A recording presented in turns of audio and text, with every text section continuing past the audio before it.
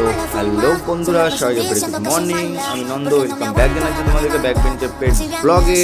আজকের ওয়েদারটা খুবই সুন্দর, একদম ঝলমলে ওয়েদার, হালকা মেঘলা রয়েছে কিন্তু তাতে খুব ভালো ওয়েদার। আমার এখন কিছু কিছু হাঁড়িতে আর বক্সে বাচ্চা হয়েছে নতুন, আর কিছু কিছু বাচ্চা হয়েছে যাদের ফেদার কোয়ালিটিটাও অতটাও ভালো না, সেই জন্য আজকে পাখিদেরকে একটু ডিমের সাথে একটু ভাত দিলাম, যেটাতে অনেক উপকার হবে। নতুন বাচ্চাদেরকে সবসময় নরম খাবার, সফট ফুডটা বেশি দিতে হয় সেই জন্য।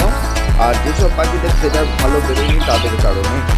তো আমার এই পাখিগুলো ভাতের সাথে ডিমটা খুব ভালোই খায়, আর ডিমটা পাখিদের শরীরের জন্য খুবই উপকারী যাদের ফেদার বেরোয়নি। আর তাছাড়া যখন নতুন বাচ্চা থাকে, এই ডিমের সাথে ভাত বা ডিমের সাথে সবজি দিলে কী হবে, বাচ্চাগুলো খুব তাড়াতাড়ি গ্রো করবে আর তাদের ফেদার কোয়ালিটি ভালো আসবে, কালার ভালো আসবে। তো তোমরা ট্রাই করে দেখতে পারো। ভিডিওটা ভালো লাগলে চ্যানেলটা সাবস্ক্রাইব করে দেবে।